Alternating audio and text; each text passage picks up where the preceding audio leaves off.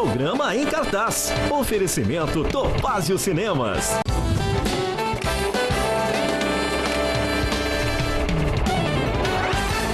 Olá! Hoje o Em Cartaz é super especial. Eu sei que você já me ouviu falar isso outras vezes aqui e é sempre verdade. Mas hoje talvez seja um pouquinho mais especial.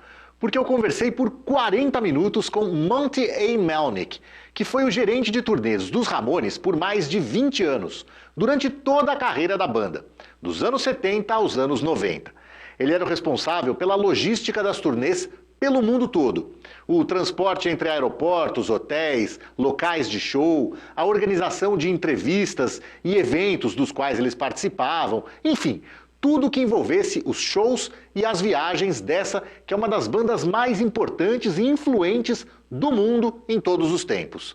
Era ele também que tinha que lidar com as personalidades, muitas vezes conflitantes, e com os problemas pessoais dos integrantes, o que incluía até o transtorno obsessivo-compulsivo do vocalista Joey Ramone. São tantas histórias que elas renderam até esse livro aqui, ó, Na Estrada com os Ramones, altamente recomendável para quem gosta, claro, de Ramones e de histórias divertidas do mundo da música. E aí, lendo o livro, eu fiquei curioso para saber mais sobre a relação da banda com o cinema, os filmes que eles gostavam, as amizades deles com astros do cinema e, claro, os bastidores do filme que tem os Ramones como astros, o bizarramente divertido ou divertidamente bizarro Rock and Roll High School, um clássico adolescente de 1979, que conta a história de uma garota do ensino médio, fanática pelos Ramones, que escreve uma música para eles gravarem. O filme também acompanha a saga dela enfrentando a diretora durona da escola para poder ir a um show do grupo. Rock and Roll High School tem uma trilha sonora que inclui até Paul McCartney e Alice Cooper, mas os maiores astros são mesmo os Ramones, que aparecem com várias músicas, tanto gravadas quanto tocadas ao vivo. Então, sem mais demoras, vamos para esse papo com Monte A. Melnick. Antes, uma dica para você apreciar melhor a entrevista. A conversa foi feita em inglês, mas você pode assistir com legendas em português.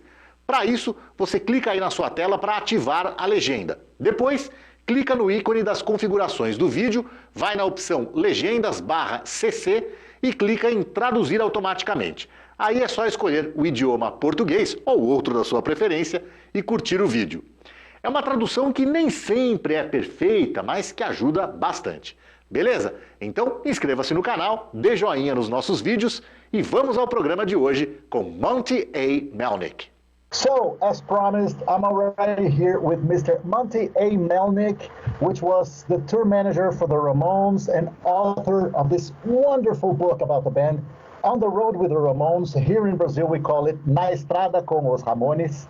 Hi, Monte, how are you? Hola, Brazil. I'm good. Great, great. You have a lot of fans in Brazil. Ramones have a lot of friends in Brazil and Argentina, right? Oh, yeah, that's one of our biggest markets down there. And the fans are unbelievably terrific in those countries. Oh, that's great. That's great. So the show is about movies. So we're going to talk about Ramones and movies. But first, I want to ask you about your job with the Ramones. What does a tour manager do? Oh, my God. There's a huge list of things a tour manager does. I worked my way up from doing sound for them and then the road manager, tour manager, setting up equipment. And then the bigger they got, the more people we could hire, roadies and soundmen and you know, drum roadies, guitar roadies, etc. A tour manager basically sets up a tour and does all the hotels, crews, transportation, works with record companies and venues, press, and it's a huge list of different jobs the tour manager does. So it's endless, really. It's a very big job. So at the same time, you were kind of like a boss and an employee? Well, no, you're not a boss. It's basically, you know, it's the Ramones and the manager, the tour manager, the crew.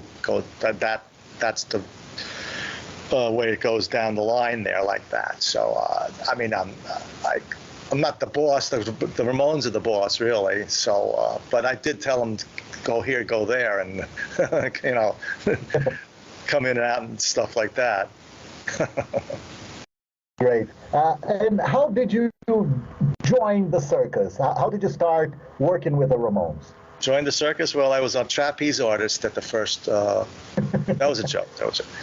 I grew up with Tommy. I went to junior high school with Tommy.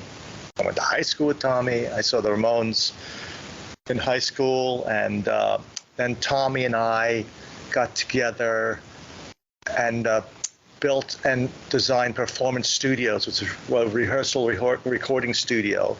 I also played in bands with Tommy well before the Ramones. I was a bass player. So I knew Tommy from junior high school. And I grew up with him, and I was in bands. I played bass, and he played guitar. We were several bands. It's in my book. I point out the different bands I played in.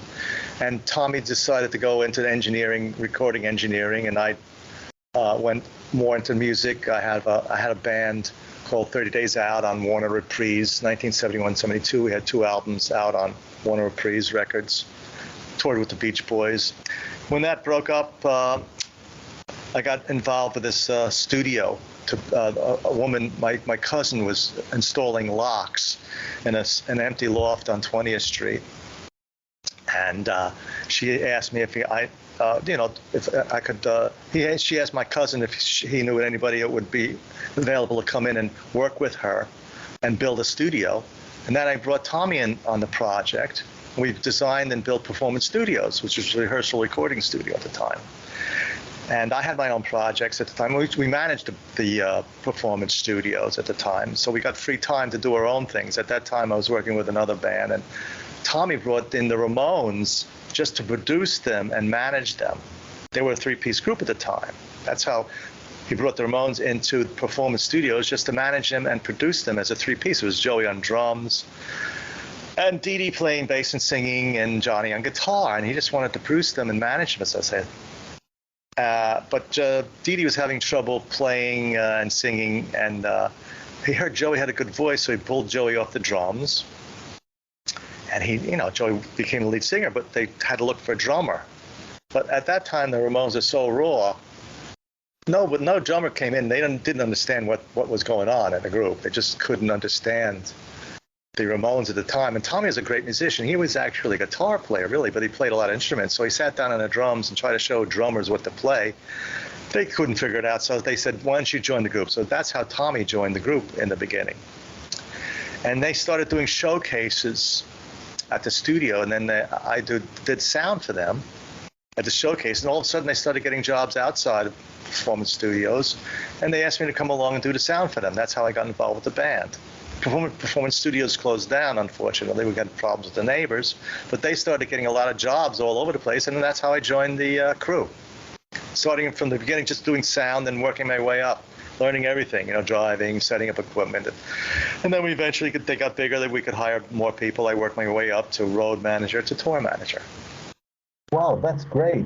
And when did you realize that in 2022 you were going to still talking about the Ramones? There was a time when, well, I guess this is going to last long. The Ramones the legacy of the Ramones just won't go away. They're bigger and bigger now every year, On top of that, there's still 3 Ramones out there. Richie's out there playing, Richie Ramone. CJ Ramone's out there. He had a tour, and Marky Ramone is out there. So the Ramones names are still out there playing around. Of course, Elvis Ramone, that's Clem Burke. He was in a group for 2 shows. He was with Blondie. He went with Blondie eventually. But over the years, they finally got bigger and bigger because people started playing them on the radio more. They all of a sudden got TV commercials. They got this movie soundtracks, stuff they couldn't get when they were around. It's unfortunate to see that the 4 original members are dead now, and they can't see how big they are. But over the years, they just kept getting bigger and bigger and bigger. All the kids that went to see them, I think the legacy of the Ramones was when they played all over the place, all small towns and small into countries, small cities and countries, bigger cities, whatever. All these kids came to see them. And they said, wow, if they can do it, we can do it. And all these groups formed because they saw the Ramones. You know, if you have if you know how to play your instrument, you know, okay, you don't have to be a virtuoso. You have good songs. You could make it like they made it. And all these groups give them credit that they saw them in the early years, and they formed bands: Metallica, Soundgarden, U2, Pearl Jam. All these groups saw the Ramones, and they started to make their own groups and became huge, much bigger than the Ramones. And that's the legacy. They were kind of like, well, Johnny Appleseed. I don't know if you know Johnny Appleseed is a mythical figure, and he went around planting apples all over the place. What the Ramones did, they just played all over small clubs and venues, and all these kids saw them and said, hey, we could do that, you know, it's not that hard, as long as it's, you know, good songs and fairly competent on your instrument, then you're okay. That's the legacy of the Ramones. Yeah. There's a tribute album with all the bands you mentioned, plus Kiss, Offspring, Green Day, Red Hot Chili Peppers, and it came out way before they split, and some of them were already dead. Joey, Dee. Yeah, unfortunately, their fame now is the four originals are not here to see how big they are. I mean, people say in the same sentence, Stones, Beatles, Ramones. Wow, you know. I have a silly joke I tell all the time. It's like, if the Ramones were this big when I was working for them, I would have gotten a big raise. Yes. You know, I mean, they're so much bigger now. Yeah, no doubt about that. Monte, so we are in a show about movies, and the Ramones started their own movie, which was Rock and Roll High School, which was not initially supposed to be a Ramones movie. There were other artists that were approached or considered.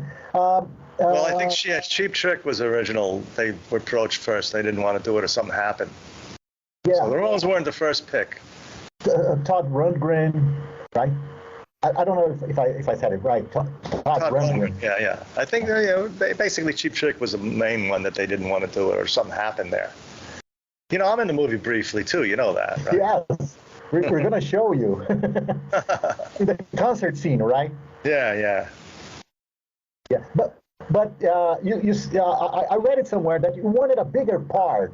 You wanted to be the driver in the I just want to have something to do scene, right? Or no? Well, no. I mean, I like the part I have better, because the driver, that's Rodney Bingenheimer, by the way. He's a big DJ in California. He got that driving run. But I know, Alan Arkish, who was the director, said, okay, we got something for you here. You come out. So it's nice, because I walk across the screen, and then I'm right behind the band. As they're singing a song, you can see me as they're walking up the block. So I got a little better exposure on that part than the driver, because the driver just pulls up and that's it. You know what I mean? Yeah. It's a delight for a Ramones fan, because it has 13 songs, and one that it was previously unheard. That was I Want You Around. It's not in any of their regular albums, right? So it was a big thing for the Ramones fans at the time, right? Oh yeah, sure, yeah. It's just a shame that when it came out, it was kind of, the debut was kind of botched. They didn't put it out at the right time, and they didn't have good previews of it, the right thing, so it wasn't a hit, right? Later on, it became like a cult movie, like Rocky Horror. They play it at midnight, and people like it, and it became bigger and bigger over the years. But it's just like the Ramones. When they were out, they couldn't sell albums. When the movie came out, they didn't do very well, till later on, when people decided to pick it up. I was going to ask you just that. How the Ramones saw this opportunity. They thought it could be a huge step towards a bigger audience, a bigger success. Sure. I mean, being in a movie is terrific. They were, Johnny and Marky and Tommy, well, he wasn't there, but Johnny and Marky were big movie buffs. They collected a lot of movie posters and stuff. So they were, their whole group at the time thought it's terrific to be in a movie. It's great exposure if you get played out there. The right showings in the right theaters. But unfortunately, that was botched a bit, you know, in the beginning. Yeah, so you were in that scene in front of the camera, but how long you were on the set, behind the cameras? You were there a lot, or you just went that day? I was there every day. I had to bring the group there, you know? Oh, okay. And how was that? How was the production behind the camera? Well, you know, it was a Roger Corman movie, and he didn't spend a lot of money on movies. It was kind of like a B movie for him, you know? Well, he did a lot of B movies. And I think the whole production was $300,000 or something like that, which is like a catering budget today, you know what I mean? Yeah, if so. So it was like, at the time, it was like a budget movie, and it was quick, you know? Alan did a great job, Alan Arkish, pulled it together, and, you know, he had to cut corners and do it B-movie type of thing, you know? But I was there, you know, I had to bring the group there every day and back and hang out with them and watch. The thing about movies is that we really didn't realize it's a lot of waiting around. You know, you sit around hour, two, and they set up a scene. They do the scene for 10 minutes, you know, and then they go set up another scene. Then they got to sit around. So they were a little Nancy at times, you know, especially Dee Dee. Yeah, you said it was a quick production. Quick production for the movie standards. But I guess for Johnny, it was not that quick, right? Because he was, in your book, there's a very good story about, I believe it's with George Seminara, who did the videos. It was him, right, that Johnny said, well, if you work always that quick, we'll always hire you to direct our videos. I think it was more George DeBose, the photographer. Oh, yes. It was a good friend of mine, and I actually, after the Ramones retired in '96, George and I formed a management company, and we managed Marky, and we got him his first record deal and sent him on the road. And I didn't go on the road, I stayed home and sent another guy named Warren Cohen as road manager for him. And so, yeah, that's what happened there. What about the cast in Rock and Roll High School? There's a very interesting cast of character actors, you know, Paul Bartel, PJ Souls, which recently had done Halloween. There was Mary Warrenoff, Clint Howard. Did they get along with the Ramones well? Oh, yeah, they were all Ramones fans and stuff like that, so they were happy to meet the band, too, you know? They were happy to be around the band, and they were great people to be in a movie with, you know? Yeah, PJ Souls even sings Rock and Roll High School, her version.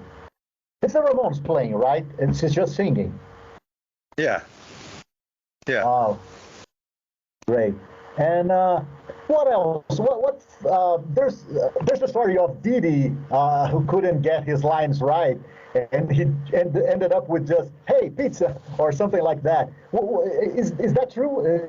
Yeah. He was having that hard time? They weren't actors, basically, you know. And Dee Dee especially had trouble remembering simple lines like that. So they gave him the minimal amount of things to say, basically. They didn't know that. They all had like small little tidbits to say, you know. Did he, was that difficult, or there was a little bit of a character also there? He played that kind of a character, or was he really like that? Really like what, exactly? With those memory issues that couldn't remember the lines. Well, Dee Dee had a problem, you know. The other guys, I mean, they had really short lines, so most of them, you know, could. Dee Dee he had a little bit problem with the small lines, so they just gave him small little things, less than the other guys. What else? One second, let me just one. Okay.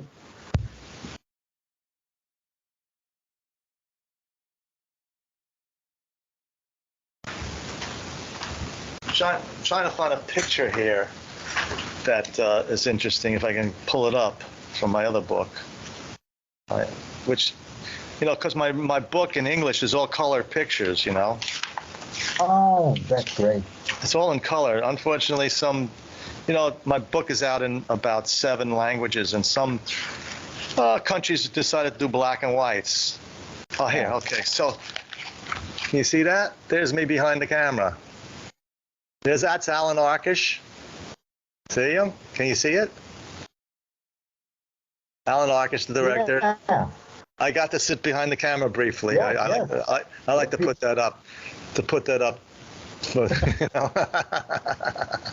Oh, that's great. He let me sit there. I say, I shot the movie. You really look like a director. Oh, that's great. Yeah. There's one more question about Rock and Roll High School. There was at some point the idea of a sequel, but the Ramones didn't want to do it. That's right? Yeah, I don't think they wanted to do it anymore.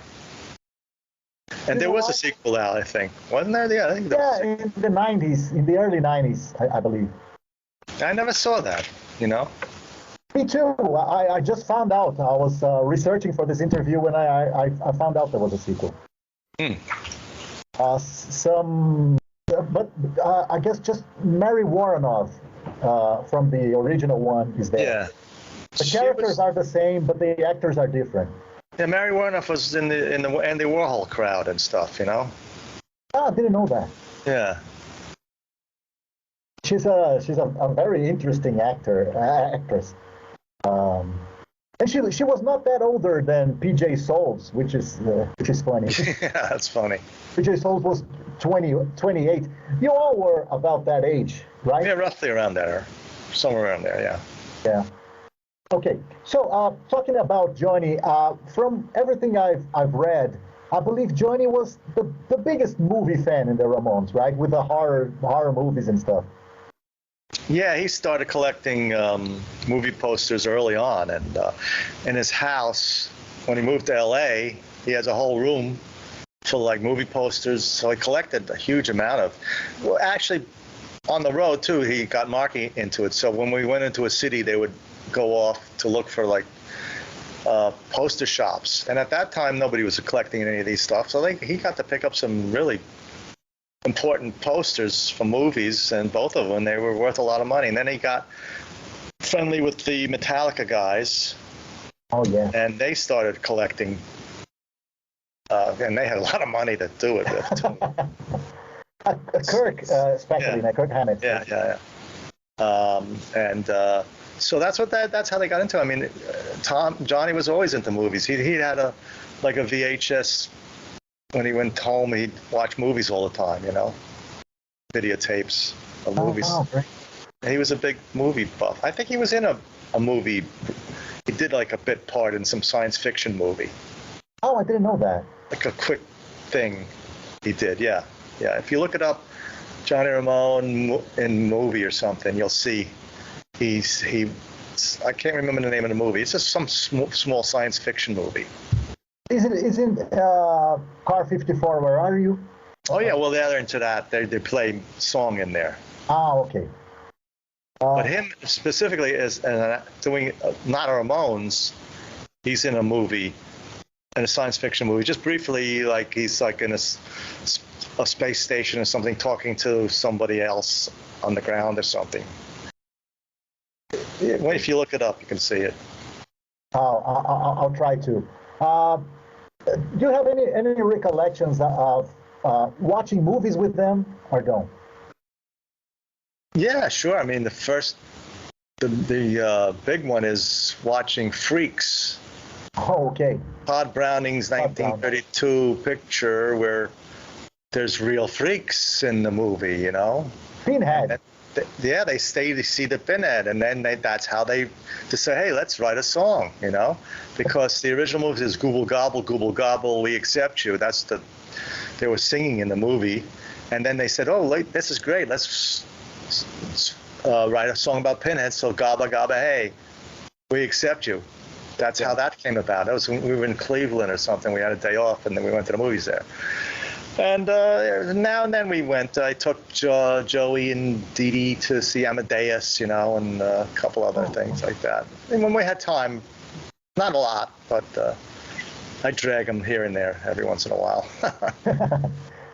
Hotel rooms also, the tour bus, or no? There was what? Movies there. In the lyrics of Touring, the song Touring, they say we got a fuel-injected tour bus, man, it really flies, with a videotape deck inside. Yeah. Over the years, we had different means of transportation. We had a couple of tour buses, and we played videos, and sure.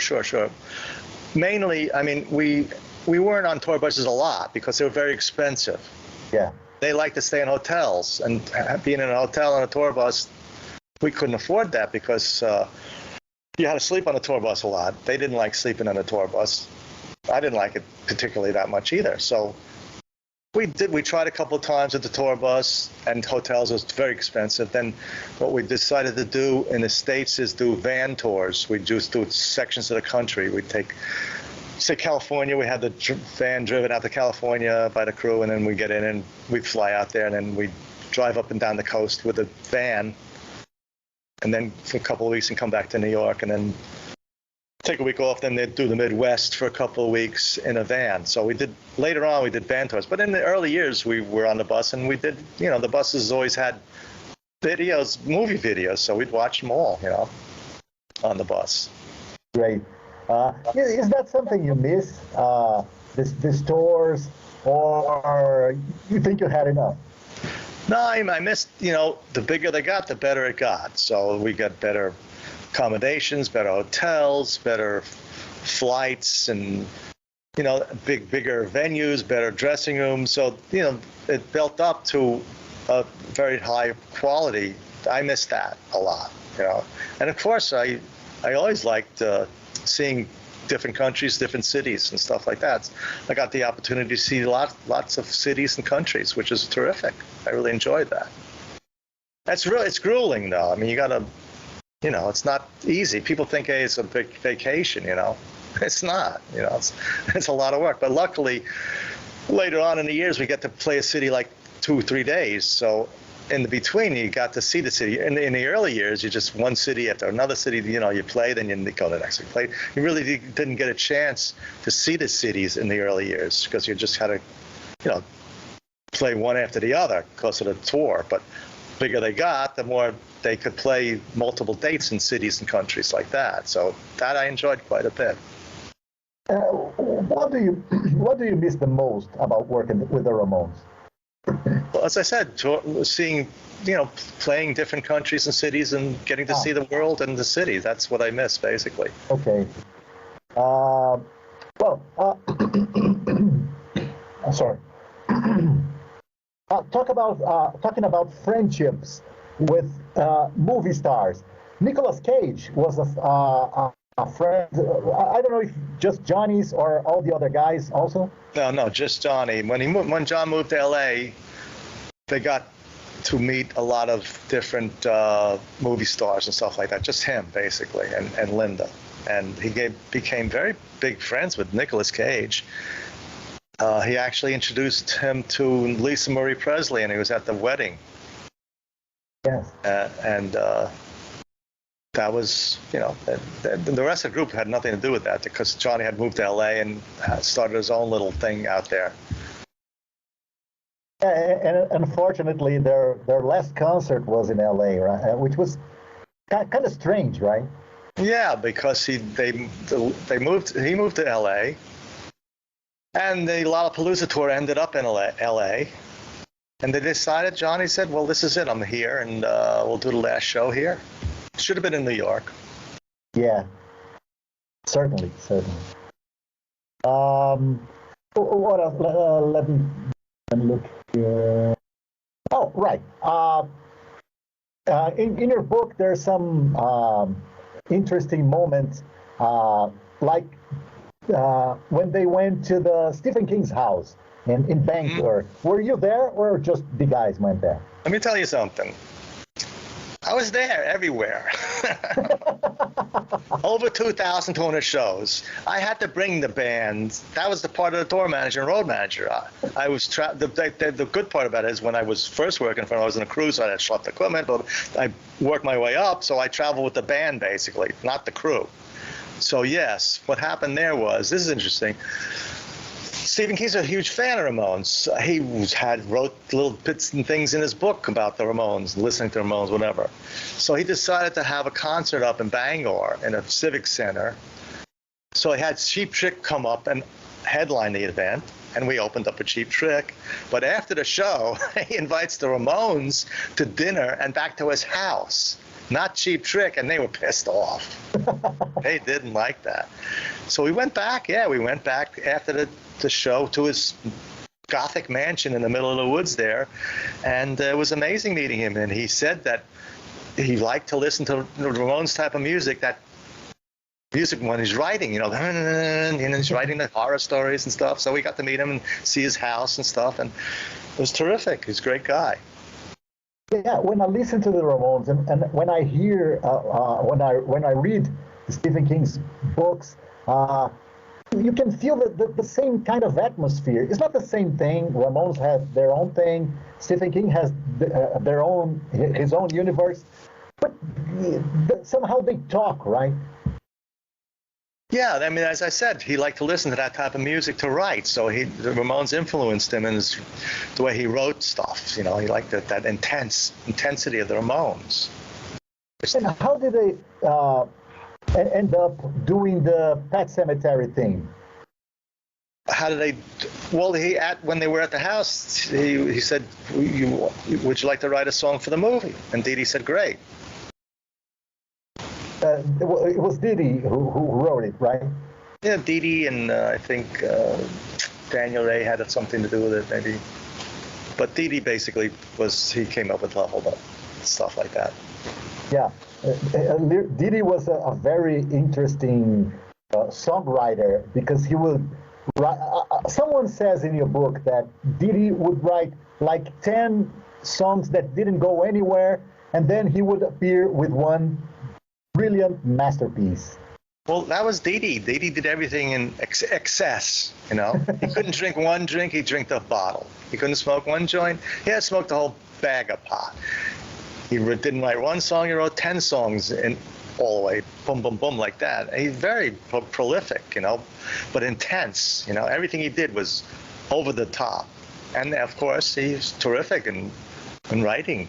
The good thing, what happened was when he left the band, he decided to keep on writing for the band. So the later albums, when he's not on the album, he still was writing songs for the band, which is terrific, because they had because later when he started to leave, he wasn't really there at the end, he just didn't want to be around. As he says, he didn't want to be in the Ramones army anymore. He wanted to do his own thing, He started the rap thing, which is strange. But he said he wanted to be a rapper. They said, okay, why don't you do your little rap stuff and get it out of your system and stuff like that. So he did it, but he took it a little too far. One time we were flying down to Washington, and he shows up at the airport with gold chains and a jumpsuit. And Johnny said, "It's the Ramones.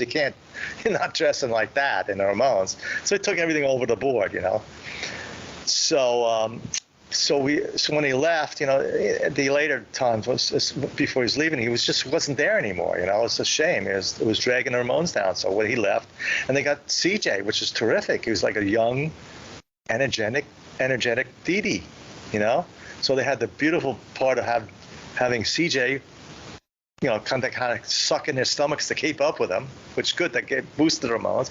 And Dee Dee stayed around and was continually writing songs, which is terrific. So they had best of both worlds there. Yeah, that was a great arrangement there. And CJ, talking about CJ was also good looking. Today, not so much, but he was very good looking.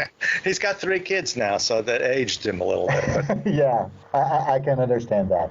He was like, when he first came into Ramones, we called him Baby Ramone. He was so much younger, Yeah, there's that song from Black Francis or Frank Black. I heard the Ramones sing that he says, I hope when, I don't know if I remember it right, but I hope if someone else retires, they pull another Menudo. Okay. So, and CJ was very good looking, and he even got to charm a certain pretty woman. How was that story? You mean when she's in the book, she's looking at this tattoo and stuff like that? Yes, Miss Julia Well, Roberts. we were playing some small club in North Carolina or something like that, and they were doing the Kiefer Sutherland and Julia Roberts were doing a movie at the same time, and they came to the show, and they said, hey, we bring them back, and why not? They're celebrities. They wanted to come and meet the band, so we brought them back to meet the band, and they enjoyed the show, and Julia Roberts was looking at CJ's tattoos, and CJ always claimed that he probably could have gone back with her, but she was with Kiefer at the time, so it's a little difficult, but there's a good story there. And then they had to leave earlier because Kiefer had a problem there. Yeah, somewhat of a refresh my memory on that one. What did you? Yeah, in your book, someone says that was some trouble involving a skinhead. A pinhead? A skinhead. A teenhead? Skinhead. A skinhead, you mean? Yeah, yes. A tinhead, that's a Wizard of Oz is a tinhead. Yeah, I think he had some little minor problem. They left early, so CJ didn't get enough of a chance to make his play. Too bad for CJ. Yeah.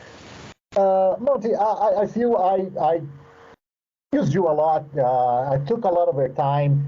There's just one more thing I like to ask you, is that the Ramones named a very cool people in their songs, like Stephen King, Clint Eastwood, Jack Nicholson, the Beach Boys, others not so cool, like Charles Manson or Tipper Gore. But there's someone else that is mentioned with some Monte A. Melnick in the song All the Way. How was that? Oh, that's I'm really honored to be in a song. It's Monte's driving me crazy. It's like being in the Navy. Yeah, okay, that's terrific, Joey. That's okay. I'm happy to be in a Ramones song. It's my honor. So to be clear, I put you in the Stephen King, Clint Eastwood, Jack Nicholson crowd, not in the Charles Manson or Tipper Gore crowd. Thank you very much. Thank you very much. But that song All the Way. He also mentions the Monitor Men's driving him crazy, the Van's driving him crazy, and there's one thing he says I don't think it's going to get old. He mentions like he doesn't think he's gonna get old and survive and thing. That's just a tragical thing, and he's thinking about, Yeah, that's sad. I once heard Axl Rose talking about that song. I guess in a Guns N' Roses concert, he says, "Well, like the Ramones say, I love all the modern men, but why are they alive?" I thought, oh, that's Axl Rose talking about the Ramones. Yeah, that's in that song there, All the Way. Yeah, that's the same song. Yeah, that's funny. I didn't know he did that. Yeah, it's not in an official album. I heard it. I guess it was a bootleg album or something. But it was great anyway. In the Use Your Illusion Volume 1, I forgot when it has the pictures in the what is it called? Ramones Mania? No, in every album when there's the lyrics, pictures. Yeah. In the sleeve, in her sleeve, you talking? Yeah. In the Use Your Illusion Volume 1, Duff McKagan is using a Ramones T-shirt. Oh, okay. Well, in the Ramones T-shirt with the logo is so popular. It's like iconic now. A lot of people don't even know what the Ramones are. They like the shirt, which is good. Okay, people see the Ramones name out there, and they say, well, maybe we'll listen to them or something. But Arturo was great to have around. He was very talented, and terrific lighting director. Designing the logo was an inspiration. And he was there from the beginning to end, basically. It was basically myself and Arturo were there from the beginning of the Ramones to the end. Now it's just I'm the only one left, which is knock on some wood.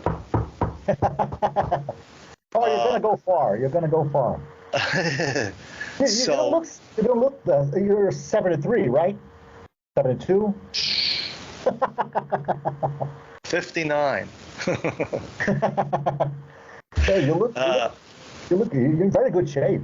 Well, that's because I have a painting in the closet that gets old. You know what that is? Dorian Gray, okay. Yes. Thank you very much. But Arturo, it's a shame that he's, the 4 originals, Arturo's gone. Oh, man. Yeah, it certainly is very, very sad. So, Monte, I'd like to thank you. It was a highlight in my career to talk to you about the Ramones. The Ramones mean so much to me, to a lot of people in the world, in Brazil, but especially to me, they mean a lot. I always say that my favorite band from the brain is the Beatles, and my favorite band from the heart is the Ramones. I can give you 1,000 reasonable reasons why I love the Beatles, but maybe I can't give you one reason that I love the Ramones. It's just something that I feel, and I bet you hear that a lot. Yeah, sure. Absolutely. I always wanted to come back to Brazil. Every time I published a book first, and then the second time I said, look, come on, guys, I'll come down and sign books. They never want to get me down there. I guess there's things, not enough money or something. I really want to come back to Brazil. I loved it down there. It was a great country to tour in and be around, and terrific people and all that. Yeah, unfortunately, people here don't have much of the reading habits. It's a shame also. Well, the good thing about my book is you don't have to read it, just look at the pictures. That's why I was very happy when the publisher, my first publisher years ago, decided to put in like over 300 images, pictures, posters, tour passes, just images, which is unusual. Usually a book is like text, some pictures in the middle, text. I was able to put in all the stuff in between, lots of pictures. So you don't have to read it, just look at the pictures. It's good for the punk rock audience. One of the many things I like in your book is the concert list, the whole concert list. Yeah, that started, Johnny started that, and I also have my own calendars. So in the book, there's a book by American band that he listed all in the back to a certain date, and after that date, in my book, I list those dates and the rest of dates all the way back to the end of 1996. Which is good because people said, hey, wait, maybe let me see, I saw them in 86 and where, and they can look in the back of the book. That also took up a lot of pages, is good. It gave me a lot of extra pages. Great, Monte. Thank you so much. I hope you liked it as much as I did. That's impossible, but I hope you liked it. That's it? No more questions? That's it? Well, if you want to talk more, if there's something you want to say. No, I'm not there. I'm okay. I'll say, obrigado, Brazil. Good Did I say that right? Did I say that right? Yeah, you said it right. Thank you, Monte.